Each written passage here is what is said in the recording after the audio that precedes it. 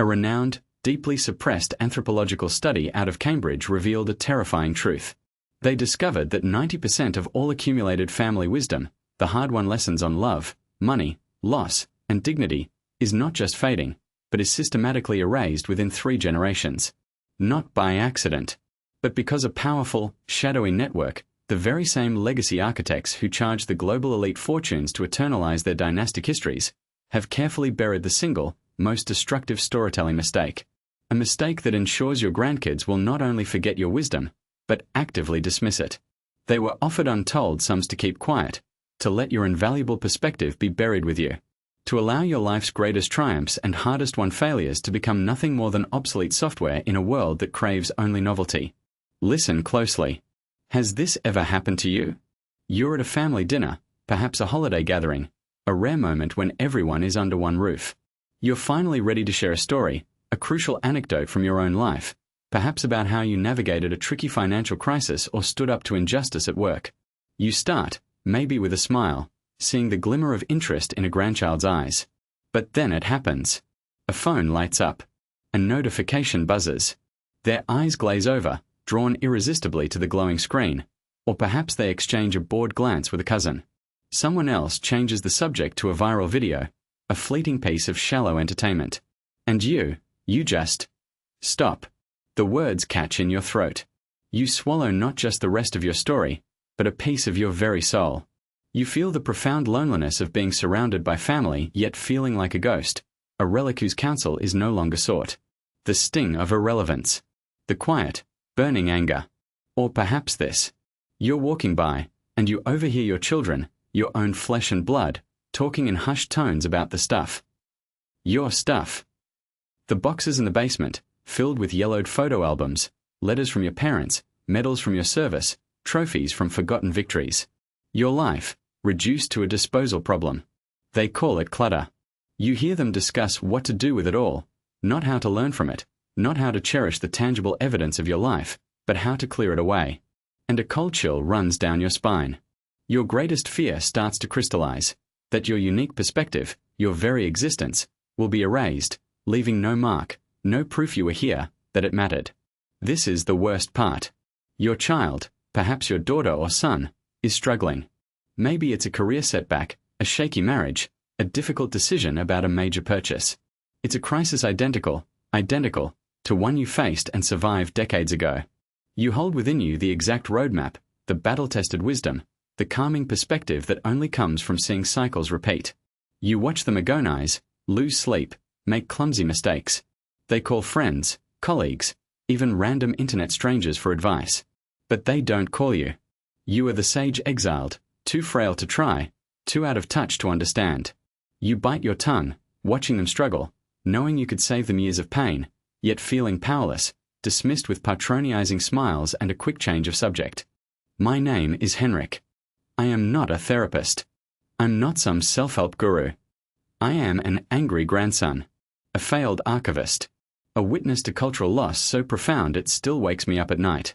My own grandfather, a man who saw so much, weathered so many storms, took crucial stories, the very origin stories of our family's values and resilience, to his grave. And because of that silence, a fracture occurred in our family that still hasn't healed, a grudge that festers because no one remembers the true cause, the original betrayal, or the path to forgiveness that my grandfather had already forged. I watched our family's identity, its unique inside jokes and courage, dissolve into a bland soup of modern life. This didn't happen by chance. We are being robbed. Robbed by a system, the relentless attention economy, that values a 15-second viral video over a 15-minute story that could save someone a year of pain.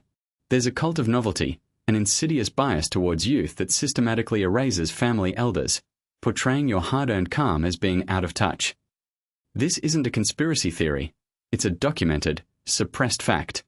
I've dug through archives, tracked down whispers from disaffected insiders, studied what legacy planners for the 1% will absolutely not tell you. Billionaire families, the ones who truly understand the power of inherited wisdom, hire oral historians at $10,000 a day to extract and codify what you are being asked to silence for free. I refuse to let my family, or yours, suffer this same fate. I went searching for my own lost roots, and what I discovered was a simple method to prevent this terrifying loss for others. I will reveal to you, right now, the one question that forces any listener, even a distracted teenager scrolling on their phone, to lean in, to remember your words forever, and to truly receive your wisdom. You will also learn how a common phrase you say every single day is accidentally telling your family to ignore your wisdom entirely. And finally, I will unveil the legacy trigger, hidden in a simple, profound 20-minute conversation, a secret billionaires pay fortunes to activate, which will eternalize your voice and make your wisdom unavoidable for generations to come. This is not just about sharing stories. This is about your survival. This is about transcending mortality through impact. This is how you stop the erasure of your life's meaning. The erasure is not an accident. It's the inevitable outcome of a deeply flawed human communication habit, a mistake so widespread and ingrained we don't even see it. It's the storytelling equivalent of storytelling rust, slowly corroding the precious metal of your life's lessons until they crumble to dust. The real cause isn't just disinterest. It's an intergenerational narrative rupture, a polite silence pact that forms between generations.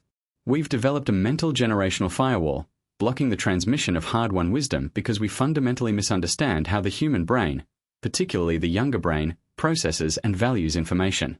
Think of it like an episodic memory encoding failure, where your vital stories are never properly catalogued or filed away, destined to be overwritten by the next viral trend. This isn't just about technology.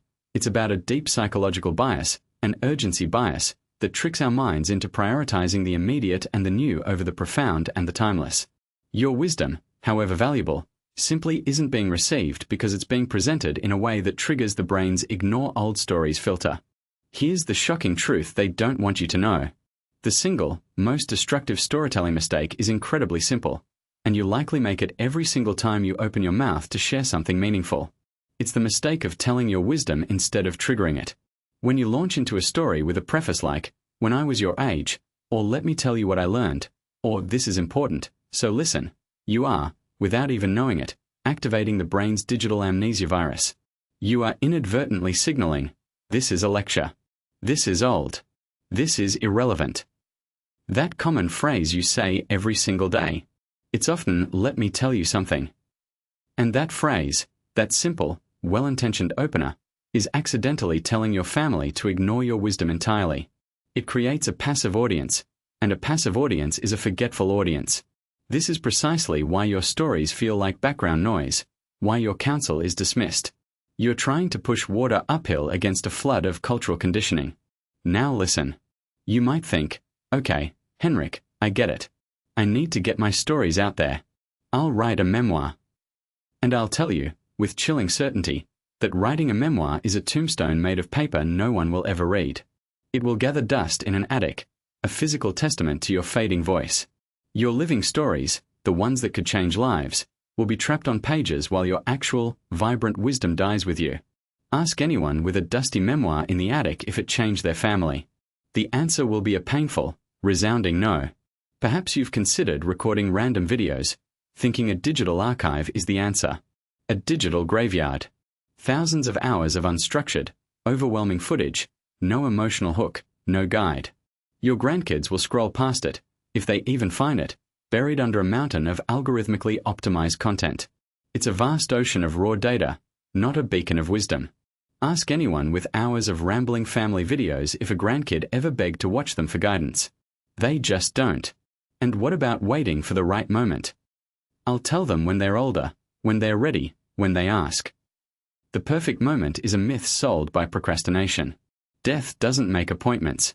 The opportunity for true, impactful transmission of wisdom is fleeting, a window that slams shut without warning.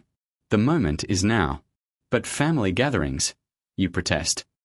Holidays are perfect. No, they are not. You're competing with football, phones, 15 separate conversations, and the immediate gratification of social media. You become background noise. Your story's just another fleeting sound in a room full of distractions. This isn't about blaming them. It's about understanding the environment we are operating in. We've been trying to force a square peg into a round hole, expecting old methods to work in a brand new world. Here's what they never told you. The true secret, the legacy trigger, doesn't beg people to listen. It doesn't demand attention. It triggers the need in the listener to demand the story. It activates a primal, human desire for understanding and connection that bypasses the brain's ignore old stories filter and hits the emotional core directly. It turns your life into a pattern their mind cannot stop completing. This isn't some new age therapy. This is born from the very same suppressed Cambridge study, the one that revealed the systematic erasure. After the initial findings were squashed and the researchers silenced, one of the brilliant, yet morally conflicted, anthropologists involved, Dr. Alistair Finch, grew increasingly disturbed. He saw the wealthy elites paying fortunes to oral historians to extract and codify their dynastic histories, while the rest of humanity was left to decay. He couldn't live with the knowledge of such a profound loss. Working in secret, first collaborating with a trusted colleague in another country who feared less for their career, and later refining it in isolated archives, Dr. Finch accidentally stumbled upon something incredible while studying resistance networks during wartime. He discovered how underground movements encoded messages into stories, not just to hide them, but to make them inherently unforgettable, passed from one person to the next with an emotional weight that ensured their survival. He called his findings the memory anchoring method. This wasn't about simply telling, it was about embedding. And the core of it was the one question. The legacy trigger, as I've refined Dr. Finch's memory anchoring method, is a simple, profound 20-minute conversation structured around that very question. It's an unbreakable story algorithm designed to make your wisdom unavoidable for generations to come. It taps into the deepest part of human psychology, turning your lived experience from a mere anecdote into a vital, cherished part of their identity. Imagine this transformation. That son who always brushed you off, who saw your advice as outdated. He doesn't just tolerate your presence. He calls you on a Tuesday afternoon, out of the blue, just to ask, "Dad, Mom, how would you handle this? What story do you have that might help?" Your wisdom is not just respected, it is sought. Or picture your granddaughter. She's about to go into her first big job interview, nervous, unsure. She doesn't Google for generic advice. Instead, she comes to you, eyes wide with anticipation, asking for the story of your first big break, eager to internalize the lessons, the courage, the resilience that only you can provide.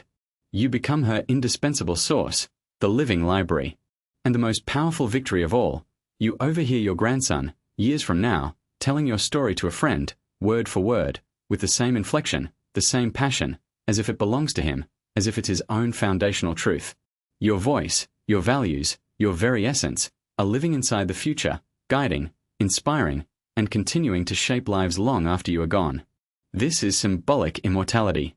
This is your wisdom made flesh in the generations that follow. You are no longer a ghost. You are the revered elder, the sought-after counsel, the living archive. This changes everything. This isn't public knowledge. It's a leak from elite legacy planning, a tool suppressed because it democratizes what the powerful pay fortunes to control. I will only reveal the exact phrasing of that one question, the first step in activating the legacy trigger, to those watching now. When this knowledge reaches a certain threshold of awareness, the forces of cultural amnesia, the legacy architects who profit from your silence, will push to remove it. This is a temporary window to access a suppressed tool, a chance to reclaim your place in your family's history and ensure your life's meaning endures. This is how you stop the erasure of your life's meaning. And I'm going to show you exactly how, starting with the first move, the simple, free key to unlocking their attention and proving you are the source. Step 1 is not about telling them your story right away. It's about asking one exact question that forces them to see you as the one who carries the map. It's a question that shatters their modern assumptions and creates an instant void only your wisdom can fill. And it's this: what's the one thing about the struggle they're facing, or a universal life challenge like true courage, lasting happiness, financial freedom, that you suspect no one is telling you? Now pay attention. This isn't a trick. This question works because it taps into the deep, innate human curiosity for hidden knowledge, for the secret layer beneath the surface. It cuts through the noise. It tells their brain, subconsciously, this person possesses privileged information that addresses my current pain point. It's not an invitation to lecture. It's an invitation to reveal. Suddenly, you're not just an elder recalling ancient history. You are the keeper of critical, immediately applicable insights. They lean in. Their phone goes quiet. They wait for your answer. Listen to what happened to Carlos, a man in his late 40s who felt invisible to his children. His daughter, Sophia, 22, was grappling with a tough career decision, utterly stressed, calling everyone but him. He felt that familiar sting of irrelevance. One evening, as she scrolled through her phone at dinner, he took a deep breath. Instead of launching into his own stories of corporate battles, he simply asked, "Sophia, what's the one thing about finding your true calling that you suspect no one is really telling you?" Sophia stopped, her thumb frozen over the screen. She looked up, genuinely surprised. "What do you mean, Dad?" she asked. And for the next hour, he didn't just tell a story. He revealed the hidden patterns of career navigation, the quiet compromises, the unseen paths to fulfillment that only someone with decades of experience could illuminate. He saw the light come back into her eyes. The next morning, he found a voice message from her, emotional and sincere, thanking him for finally making her see. She didn't just hear his story, she received his wisdom. Or take Maria, 17, withdrawn and cynical, convinced her grandmother couldn't possibly understand her struggles with friendships and social pressures. Her grandmother, Elena, had almost given up trying to connect. But then she used the question. Over a quiet cup of tea, she asked, "Maria, what's the one thing about building genuine connections in school that you feel like nobody truly explains?" Maria, initially dismissive, eventually confessed that everyone else knows what they're doing, and I'm the only one who doesn't. Elena didn't scold or dismiss. She shared a quiet, powerful anecdote from her own youth about feeling utterly lost and how she navigated it, not with grand advice, but with relatable, hard-won wisdom. Days later, Maria actually asked Elena for advice on a tricky situation, choosing her over her parents, choosing the quiet wisdom over the loud, chaotic advice of her peers. The shift was immediate, profound. Their bond, once fractured, began to mend, reinforced by newfound respect. Now, this is going to blow your mind. The reason this question, and the methods I'll share, are so powerful, isn't just good psychology. It's because the very legacy architects I told you about, the ones charging fortunes to the global elite, know this mechanism. I found a leaked internal briefing slide, codenamed Project Chimera, from a closed-door symposium held at a private estate in Gstaad, dated October 14, 2017. The slide, marked confidential eyes only, detailed something they called the Intergenerational Narrative Control Index. It included a chilling metric, Wisdom Accessibility Coefficient, WAC. Their research, presented to a room full of the ultra-wealthy, showed that families who consciously cultivated a high WAC, through specific narrative frameworks and question-based triggers, maintained generational cohesion and multiplied inherited wealth and influence by over 300% within 2 generations. The very last bullet point on the slide read, "Lower WAC in competing populations ensures systematic narrative erosion and prevents organic challenges to established legacy structures." They are deliberately suppressing the tools you need, the very same tools they use, to ensure your legacy fades into dust. They monetize your silence. They profit from your family's amnesia. But you don't have to let them. Imagine your life, transformed.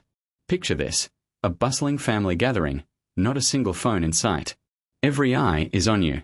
You speak, not to fill silence, but because you've been asked, genuinely asked, for your perspective. Your words land, they resonate, they carry weight. Your children, your grandchildren, they don't just listen, they seek your counsel. They know you are the compass, the one with the lived experience that navigates life's storms. You feel your presence, not as a relic, but as the vibrant, essential heart of your family's identity.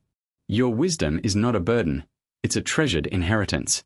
You see the future in their eyes, built on the foundations you laid, secured by the stories you shared, not just remembered, but actively applied. This isn't just about feeling good, it's about reclaiming your rightful place, ensuring your impact outlives you, transcending mortality through undeniable influence. This is the ultimate reversal of the erasure. You've seen the problem, you understand the enemy, and you've just witnessed the undeniable power of the first step. But this is just the beginning. I will now give you the full map, the precise sequence, the exact words to use, and the one word to never say that will complete this transformation. This isn't theory anymore, it's a battle plan. Knowledge without action is just another silent story. And you have been silent for long enough. The mechanism for reclaiming your narrative, for embedding your perspective so deeply it cannot be forgotten, begins here. We are activating the complete narrative protocol, a 4-step sequence designed to dismantle the generational firewall and make your hard-won wisdom an undeniable asset for your descendants. This is a strategic blueprint derived from the very principles the legacy architects used to control generational information, inverted for your benefit. First, interrupt the pattern. Stop waiting for an invitation to speak.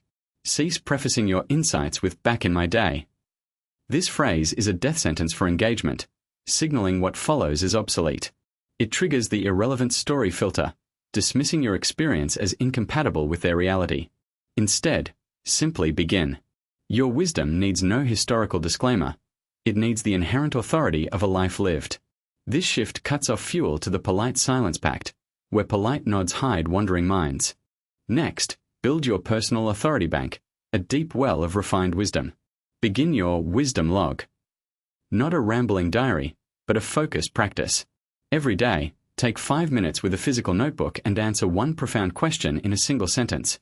What did I learn today that I wish I knew at 40?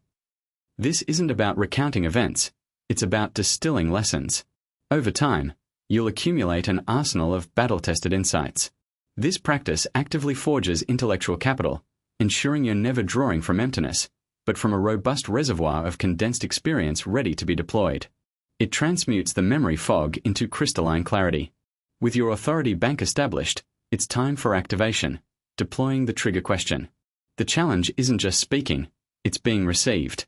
Observe their struggles, anxieties, dilemmas. When you identify a specific, current problem your listener is grappling with, a career decision, a relationship issue, a financial tight spot that is your moment, approach them with empathy and ask, "Is there anything I've experienced that might help you avoid some of the pain I went through?" This precise question bypasses the brain's irrelevant story filter. It offers a lifeline anchored directly to their present, active emotional need. It frames your past not as an outdated relic, but as a directly applicable solution.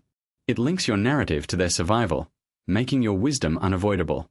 This is the legacy trigger, the precise psychological opening billionaires pay fortunes to activate within their own bloodlines. Finally, to make your wisdom truly indestructible, implement the ritual of the handoff. Once your story lands, once you see that glimmer of understanding and reception, create a physical token. This is crucial. Find something small, tangible, and relevant to the story.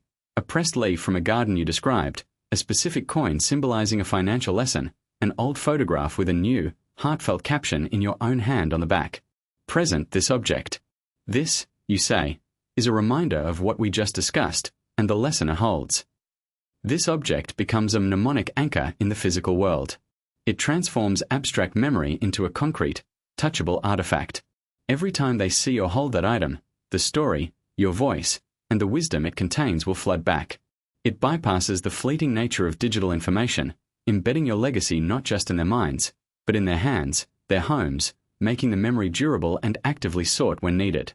This isn't theory anymore, it's your anti-oblivion manual. You can begin step 1 before this video even concludes. What are you waiting for? Another year of silent regrets? Another irreplaceable family story turning to dust? The architects of oblivion thrive on your inertia. The moment to etch your voice into the future, to reverse the erasure, is this very second.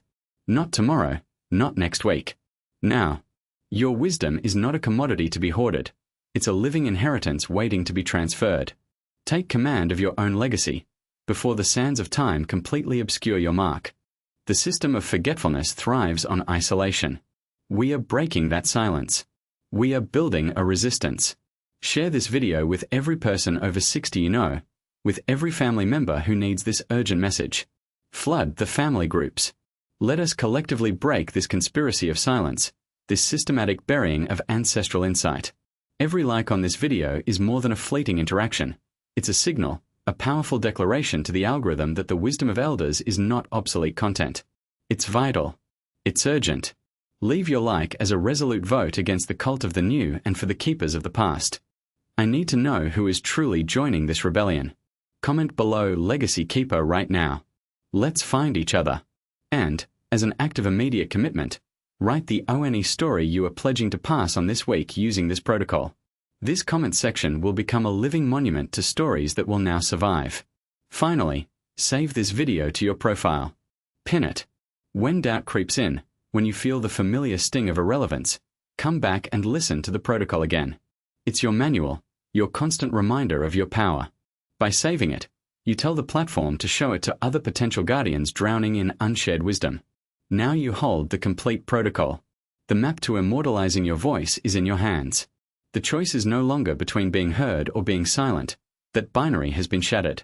The choice, now, is between remaining a forgotten footnote in your family's history or becoming its enduring, authoritative author. We are not just old. We are the archives. We are the living libraries, teeming with invaluable texts and irreplaceable insights. It is high time we started lending out our most precious books to those who desperately need them. Go. Write your final, most important chapter not in fading ink, but in the minds and hearts of those who will carry you, and your wisdom, forward for generations to come.